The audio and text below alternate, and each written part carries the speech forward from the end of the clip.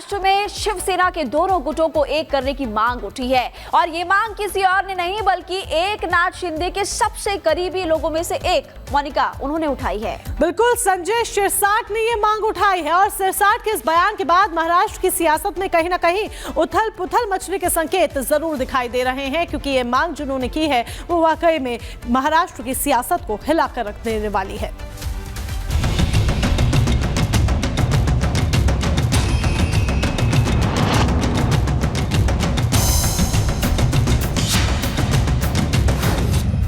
शिरसाट का संदेश, क्या वापसी का संकेत?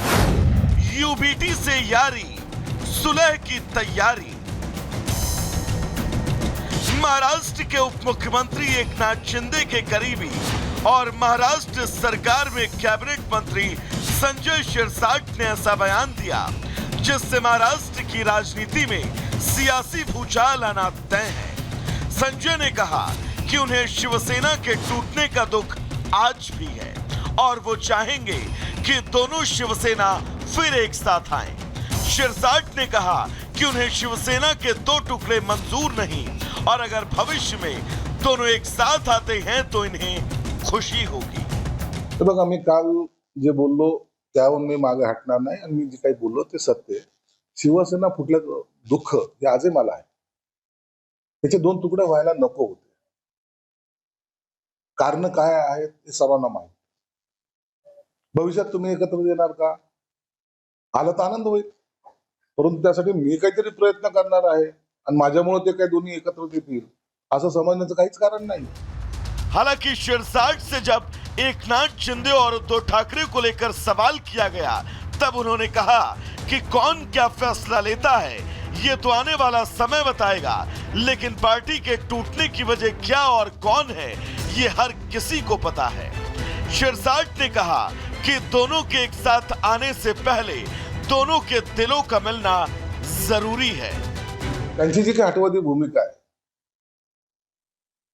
पक्ष संपला तरी चालेल, परंतु आपली भूमिका ते सोडायला तयार नाही।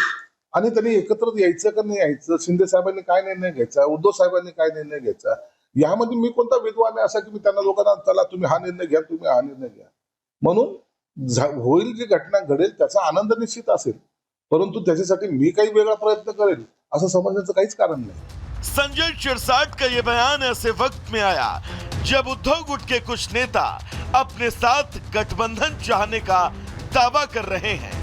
आपको बता दें कि अभी हाल ही में संजय राउत ने यह दावा किया था कि बीजेपी के कुछ नेता शिवसेना उद्धव गुट के साथ गठबंधन के पक्ष में हैं।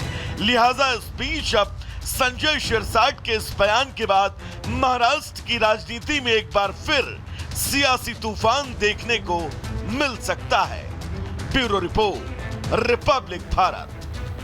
तो चलिए दर्शकों, आगे बढ़ेंगे और बात ऑपरेशन लाल आतंक की करेंगे। दरअसल छत्तीसगढ़ के बीजापुर में सुरक्षा बलों के साथ हुई नक्सली मुठभेड़ में 8 नक्सली मारे गए। गंगलूर के जंगलों में हुई इस मुठभेड़ में कई इनामी नक्सली भी शामिल थे। कैसा रहा ये पूरा ओवरऑल ऑपरेशन, इस रिपोर्ट में आपको बताते हैं।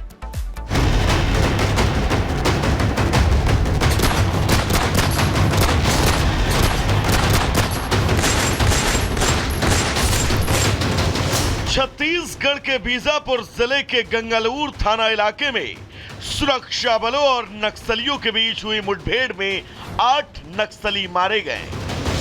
दोनों तरफ से लगातार गोलीबारी हुई।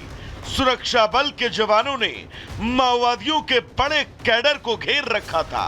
मुठभेड़ की पुष्टि बस्तर आईजी सुंदरराज पी ने की। पुलिस को सूचना मिली थी कि गंगलूर के जंगलों में भारी संख्या में नक्सलियों की मौजूदगी है। सूचना मिलने पर बीजापुर से डीआरजी, एसटीएफ कोबरा और सीआरपीएफ जवानों की संयुक्त टीम ने सर्च ऑपरेशन की शुरुआत की। गंगलूर के जंगलों में जब जवान पहुंचे तो नक्सलियों ने उन पर सीधा फायरिंग कर दी।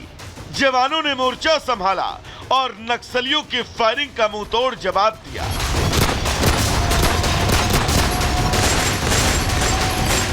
वहीं इस मुठभेड़ में नक्सलियों को कितना नुकसान हुआ यह भी साफ नहीं हो पाया है।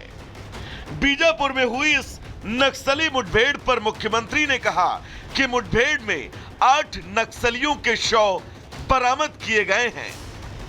बीजापुर जिले के गंगालूर में नक्सलियों के साथ मुठभेड़ में नक्सलियों के 8 शव बरामद हुए हैं। ये हमारे सुरक्षा बल के जवानों की एक बड़ी सफलता है। मैं उनके साहस को सलाम करता हूं। 20 से 21 जनवरी को गरियाबंद के जंगलों में हुई मुठभेड़, करीब 80 घंटे चले इस ऑपरेशन में 16 नक्सली मारे गए थे। इनमें 12 नक्सलियों पर कुल 3 करोड़ 16 लाख का इनाम भी घोषित था।